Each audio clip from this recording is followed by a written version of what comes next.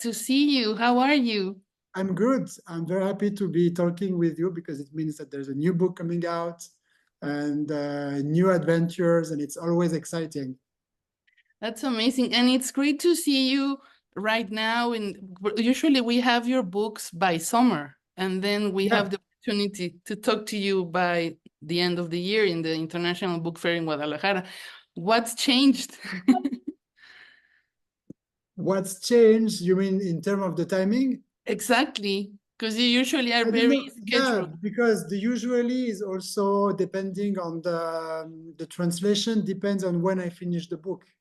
And this book was I finished to write it over the summer, last summer. So there were enough time to translate it into Spanish soon enough. So you have it before the summer. So the stars were aligned. That's amazing. So tell us, since we last talked a bit book by book, you get more readers. Does this change you in any way? I mean, last time you told us no, you keep yourself aligned to your own instincts, but we want to know if something has changed in the You know what I realized is the fact that it gives me more and more freedom in what I want to write. One of the reasons is because the more I see the readers, the more all of them are telling me, oh, my favorite book is this one, that one. And there is, every book comes out and all my books are different. And I like that because it really shows me that there is not one kind of book. There is not like, it's just up to me to be authentic and to keep trying to tell stories and not to worry about what people want or what people expect, because if you're authentic, people will follow you, and that's a gift, and I'm very touched by this, and yeah, because it gives me a lot of freedom. and even more so with the possibilities that you interest yourselves when writing. No, Yeah, it's true, and it's very important because for me, the topic of the story, first of all, it's not about is it a thriller or a crime story or whatever. It's about like I wanna enjoy to write this story. You know, it's about it, and enjoyment can take many different forms. And you know, what is an enjoyment? You cannot really say. It's just a feeling. An enjoyment in a book can come with a feel-good story, a sad story, a crime story. So I like that because it gives me really a very wide range of possibilities. And in this new novel, I think we go back to the first Joël that we met a little bit What do with you the. mean? I felt it was more nearer the Harry Kubert case, the strange Yeah, case, and I was yeah, I felt more familiar in that setting. Although you have different things, and we liked a lot the part of finances and with you know like extra things that help. But I think it's like a little. I mean, it's good to find some characteristics that we already are fond of. yeah, yeah. No, I see what you mean, but it's you know, it's funny because me, and again with this book, when I finish the story, I really don't know about it. What I don't know about, like, is it good? Is it not? Are the people going to enjoy it? Like, for instance, with this book, but also because when the book is finished and go to the printer, I've been reading and reading the same story again and again. So I'm like, I can't with this book anymore. And so for me, sorry, I just put some light because I feel like I'm very like dark. This Ah, should be right. better. But Yeah. for me, when I finished this book and when it went to the printer, I was like, okay, I think it's a good book, but I think it's a slow story. It's very slow. Mhm. And then readers start to reading and to say, oh my God, I read this story in one day. You know, I was like into the story, and I was like, how does it work? Because like there is no rules, you know, it's always so different between what you feel as an author and what the audience with feel as a reader. And it's just funny because you cannot control anything about it in the end, you know, you see what I mean? It's just like the feeling of the story, they belong to the readers, not to you, the author. I like that. But I always like that your books are, it's like we trust you. It doesn't matter what way you're gonna go. We know you're gonna lead us somewhere, and that's so you can play whatever you want to play with us, no? And even more so that you're Very talking touched about that. you're No, talking it's true because it means a lot. It means a lot. It means a lot because what you say, like the trust is really, for me, the key element in like people, you know, I know what it is. People are very busy and people are when they take the time to read my book and they make me the honor to pick my book over someone else's book. And when these people are going to spend money, and I know like time are difficult for a lot of people, and I know that it's when they decide to put money on this book, it's a commitment that they make, and I want to honor this commitment. You know, I want to, and so I feel a lot of pressure in this sense. I don't feel the pressure of the success, like I need to write a crime story or I need to do this or this. No, what I feel, not the pressure, but what I really feel like I have to do is I have to honor all these readers that read my book, and I have to like work, you know, even harder, book after book, and go even like further in and try again, you know, and good is not enough when I work. It needs to be more, you know. And I owe my readers, I owe them that.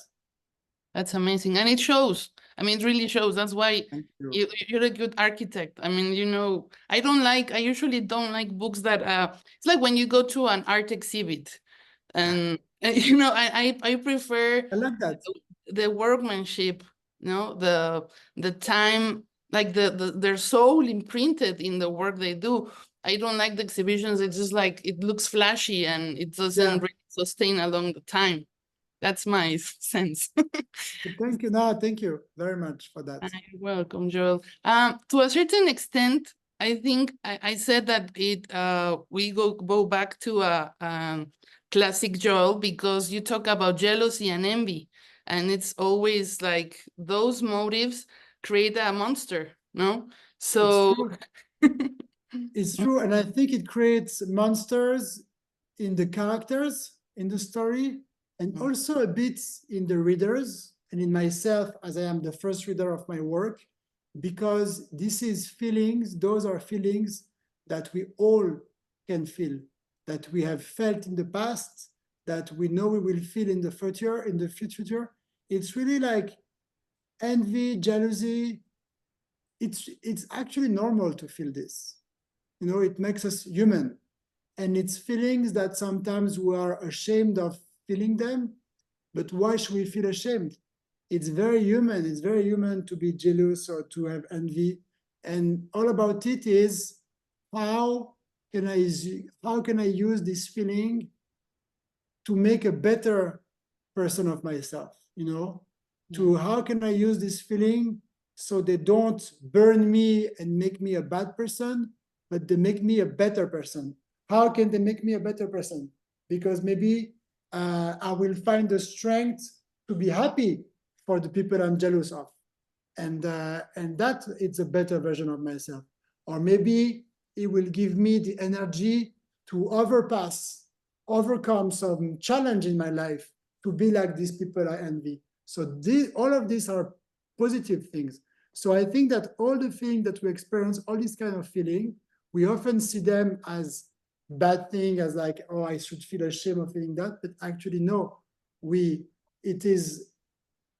question is, what do we do with these feelings? We should do something positive about it. of course, but more so, we always read your books also for like a warning. As you said, everybody has those feelings, and It's you took true. it It to the can be extreme. us. Yeah. it's true. It could be us, it's also what I'm trying to do is to remind that these people, so in this book, the story is set in Geneva, and maybe the readers have never been to Geneva, but the feelings, it's not about Geneva or people living in Geneva. It can be wherever we are in the world, in any country in the world, in any city in the world, we will feel the same. And the same story will work the same in any city in the world.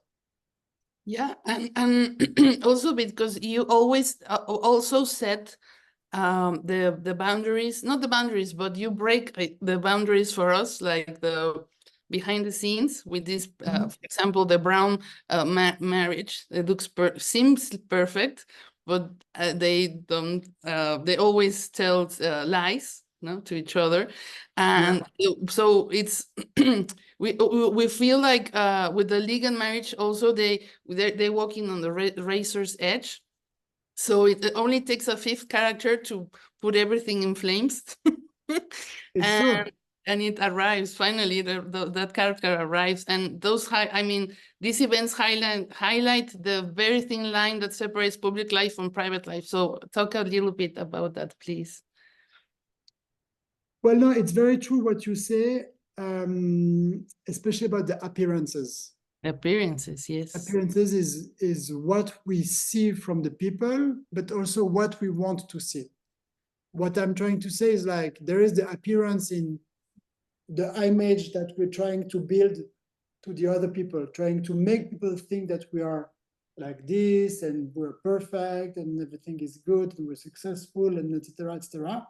But there is also the appearance, and that's mostly like Instagram and Facebook and social network where we only posting like good picture of us and Happy moment. good, we look happy and everything is fine and our life is perfect. But there is also the appearance in what people want to see from us, Oh, this person, she must have such a perfect life. She seems so happy and I'm sure like she's like this and everything about her seems perfect. But it's something that we build for this person. We don't go and verify if it's true. We just assume that it is what it is.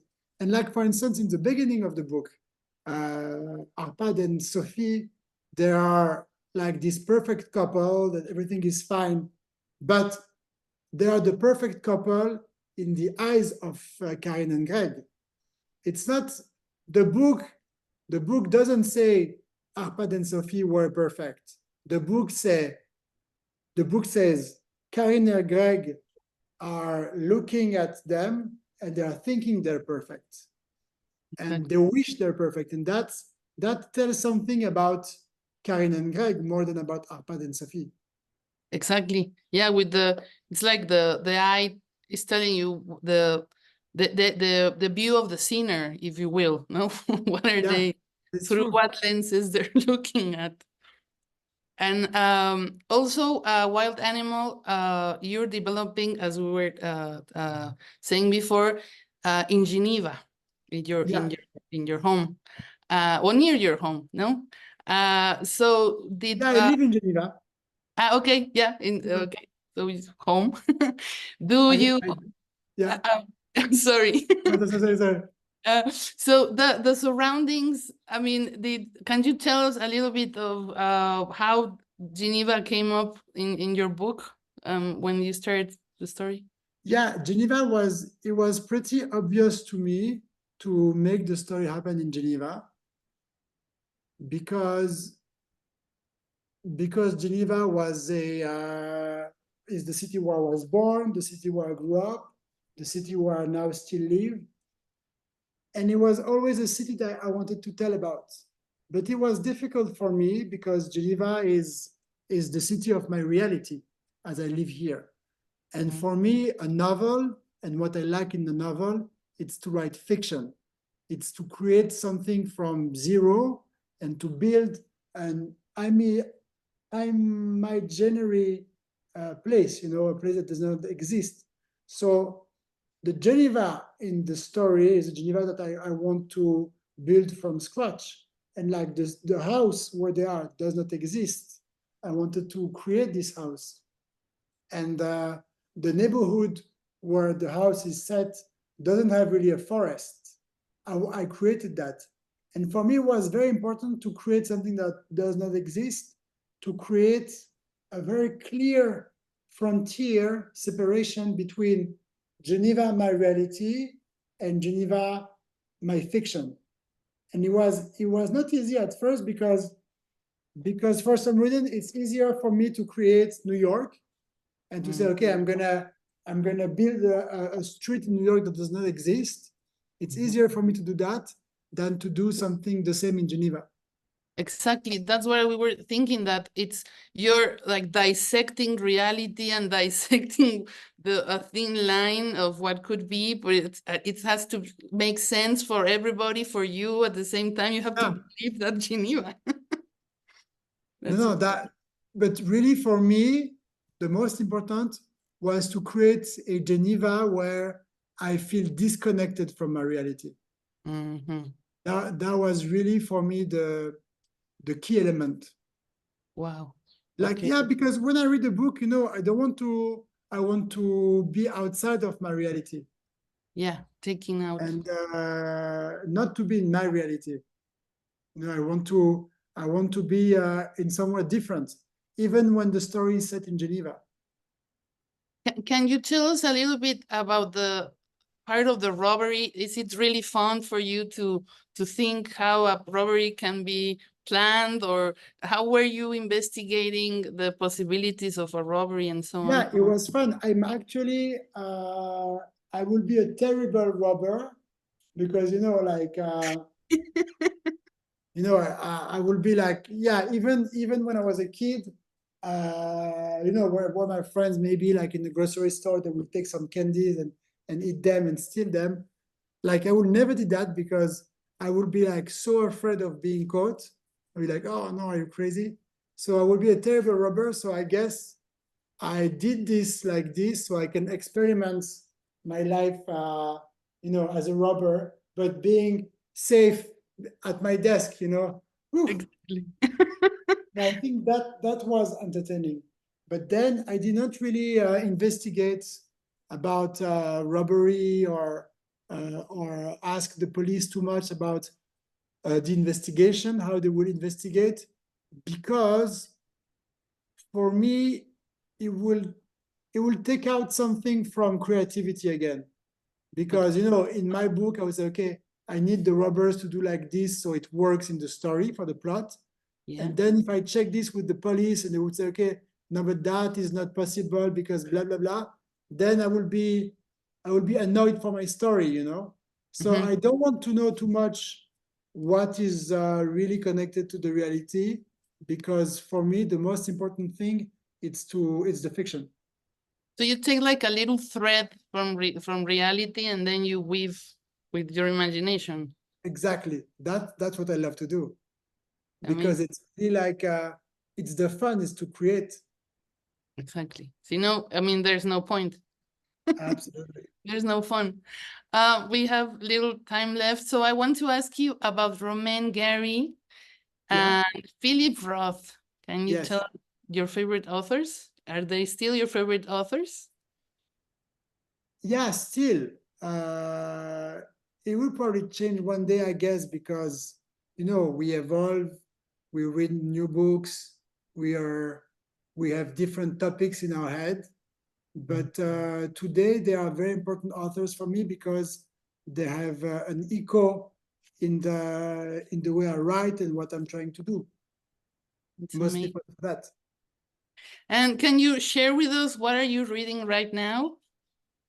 What I am reading right now, I actually started this book that I received from a French singer, Didier Barbelivien, and the guy is very nice. That's him. And he sent me his book, and so I started his book. Voilà. Are you like a professional reader, like you one book and then you finish it and start another, and then or you nibble No, around? I mean, if it's a friend's book, I will read it, of course, till the end. Mm. But if it's someone I don't know and I don't like the book, I will just Bye. Throw throw it it away. away. I should not say that. No, but place it in the hands of another potential reader. Absolutely. Absolutely. Give it to someone I don't like. Exactly. Hey, read this book. It's excellent.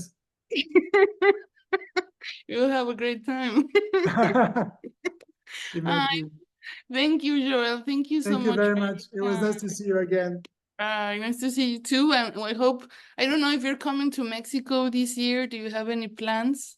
I don't know what I will do yet, Mm. but I hope so. I hope so. If so, we can do another something. With pleasure. Take And care of you. I thank you, and I wish you the best. Thank And you. thank You you so so sweet. much for your time. Thank you. It was Bye-bye. a pleasure. Bye.